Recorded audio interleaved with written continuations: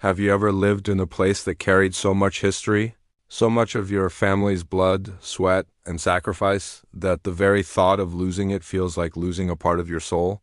Now imagine one day, out of nowhere, a stranger shows up with a smile that hides pure greed. They hand you a letter claiming that your land, your home, your family's heart and history no longer belongs to you. They say you now owe them thousands in fees, and if you don't pay up, they'll take your house away. That was the nightmare I found myself in.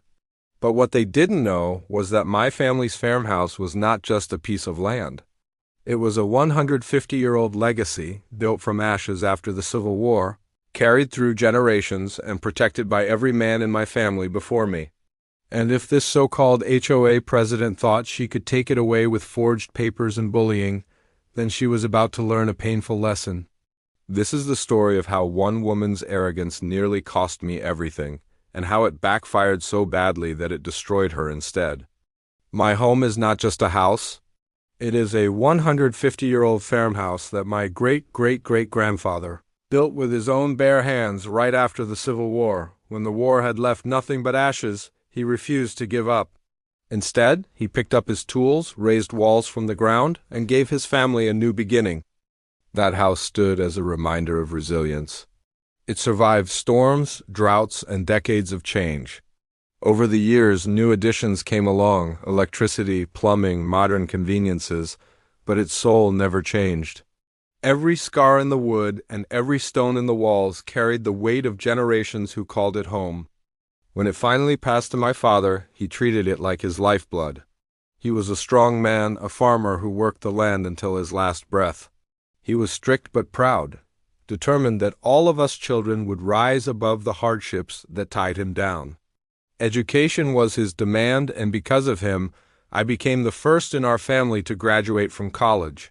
When my brother lost his life in Vietnam, I became the oldest living son.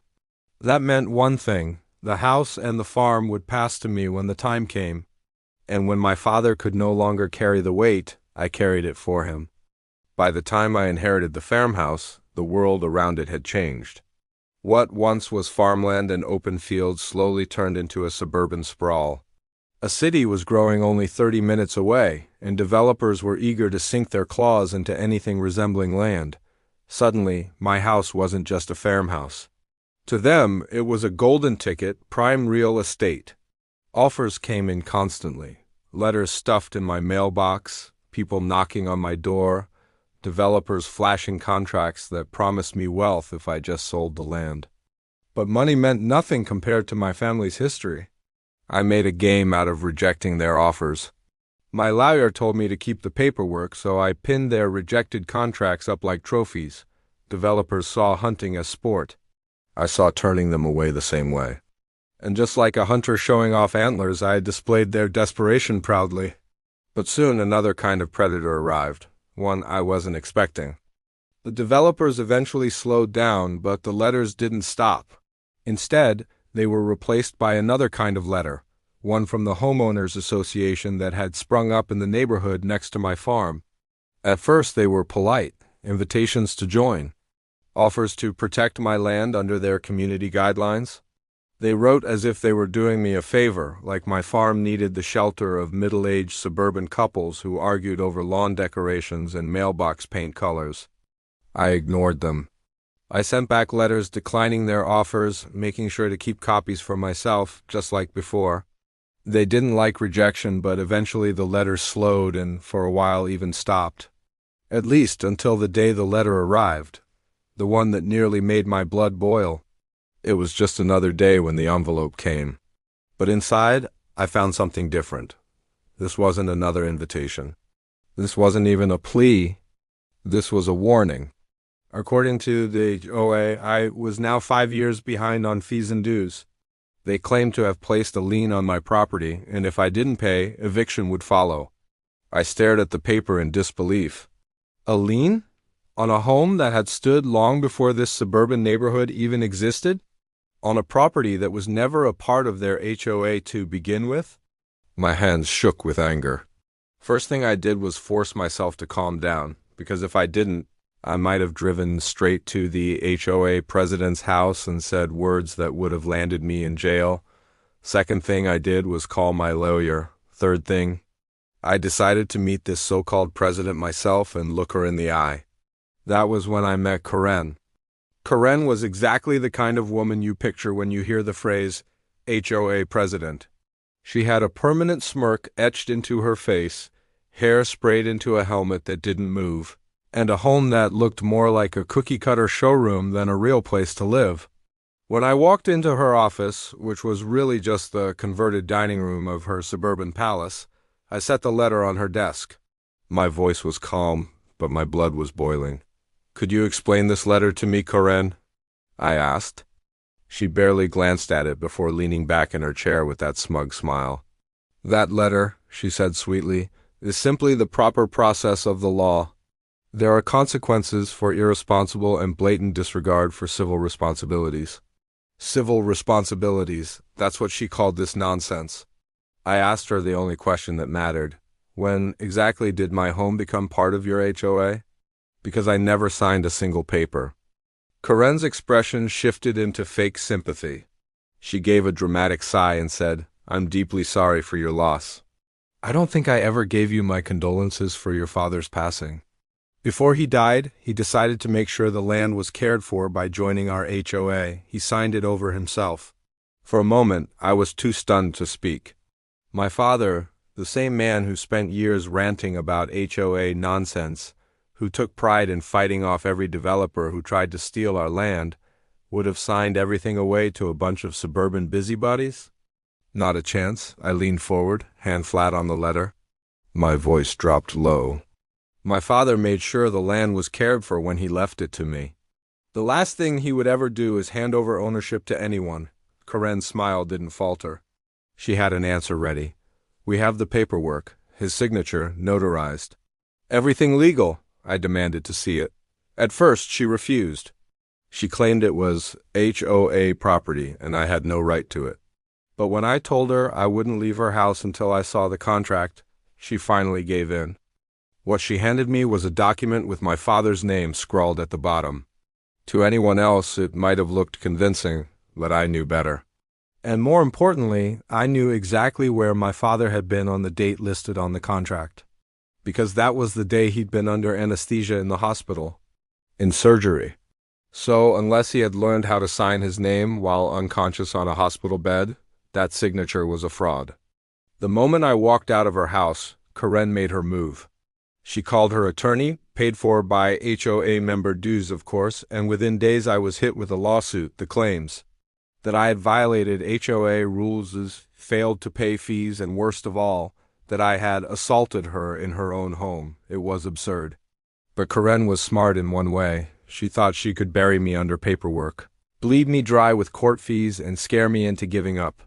What she didn't realize was that I had two powerful weapons on my side: the truth and every single letter I had saved over the years rejecting her HOA. When the day came, the courtroom was packed.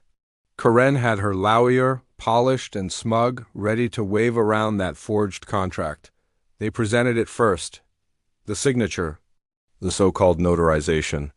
They even tied it together with old letters, my rejection letters, claiming they were proof I had received official HOA notices but ignored them.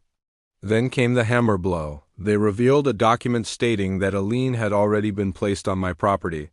According to them, they didn't even need my agreement. My home, my legacy, was already under their control. But when it was our turn, my lawyer and I brought out the truth.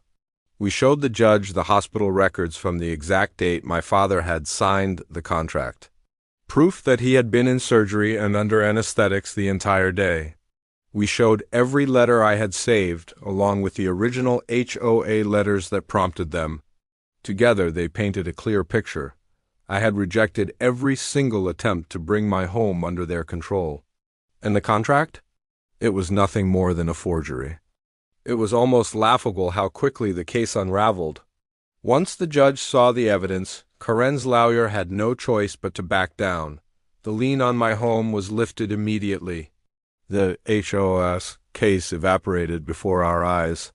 For the first time since this nightmare started, I felt the weight lift off my chest.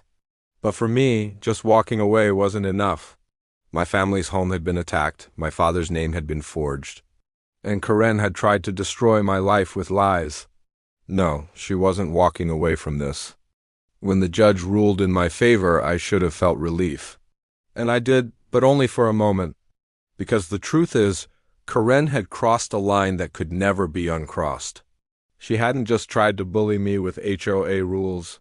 She had tried to steal a 150-year-old family legacy, the one thing my father and his father before him had fought to preserve. To make it worse, she had done it with lies. A forged contract, a fake signature. And when that didn't work, she even accused me of assault. This wasn't just harassment, it was war. And if she thought she could walk away unscathed, she was about to learn how wrong she was. I met with my lawyer after the case was dismissed. We could have ended it there, but I asked him a simple question. Can we push back harder? He smiled. If you're ready to fight, then yes. So we started digging. We looked at every letter the HOA had sent me. We looked at the way they worded their threats, the dates, the signatures, the demands, and it didn't take long to find what we needed. Many of those letters didn't just bend state law, they broke it. The threats they sent me could legally be classified as harassment. But that wasn't the end of it. When we looked closer at the financial side of the HOA, things got even darker. The money members were paying, their dues and fees wasn't all going where it was supposed to. Instead, it was being funneled into side accounts. Accounts that, as it turned out, were under Karen's control. Fraud, embezzlement, harassment. And on top of all that, we had rock-solid proof that the contract she tried to use against me was a forgery. With everything in place, we filed charges. This time, it wasn't Karen dragging me to court. It was me dragging her into the light. When the day arrived, Karen looked different from the smug HOA president I had first met. Gone was the confident smirk. Gone was the puffed-up authority of a suburban dictator. In its place was panic, the kind of panic a person feels when they realize the walls are closing in. The evidence was overwhelming. We showed the judge how the contract was impossible, backed by hospital records proving my father couldn't have signed it. We showed the pile of letters that violated state law, harassment hidden under the thin disguise of official notices. And then we brought out the smoking gun, the financial records that tied HOA money directly into Karen's personal accounts. Money that should have gone toward neighborhood maintenance was being siphoned away, month after month. The courtroom was silent as the evidence piled up. By the time we were done, Karen wasn't just looking at losing a lawsuit. She was staring down the barrel of criminal charges, harassment, fraud, embezzlement, forgery. It was all there, lined up neatly for the judge and jury to see. When the verdict finally came down, it was swift and brutal. The lien on my house was not only dismissed but declared fraudulent. Karen was removed from her position in the HOA permanently. And as for the rest? Well, let's just say she won't be running any neighborhood associations or anything else for a very long time. When I drove back home that night, I looked at the farmhouse the same way my father once did. Strong, proud, defiant. It had weathered wars, storms, and time itself. And now it had survived Karen. I walked through the old wooden doors and ran my hand along the walls, scarred but still standing. For 6 generations, this home had been protected. And it wasn't going anywhere, not for her, not for anyone. I thought about my father, about the lessons he taught me, to stand your ground, to protect what matters, and to never let someone bully you into surrendering. I realized then that this battle wasn't just about me. It was about honoring him, honoring everyone in my family who had poured their life into this land.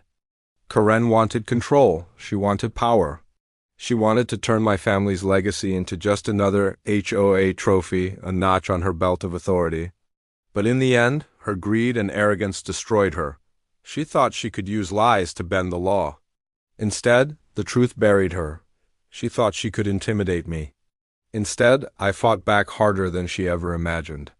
She thought she could take my home. Instead, she lost hers and her freedom with it. And me? I got to keep everything that mattered. My land. My house, my family's name. and the satisfaction of knowing that no matter what suburban empire Karen tried to build, she would never set foot on my property again. Some people never learn that you don't mess with a legacy, you don't forge history, and you don't steal from a family who built their life out of the ashes of war. Karen tried, and she failed. And while she spends the rest of her life paying the price for her greed, my farmhouse still stands strong, unshaken, and more untouchable than ever. Because some homes aren't just property, they are family. And family doesn't back down.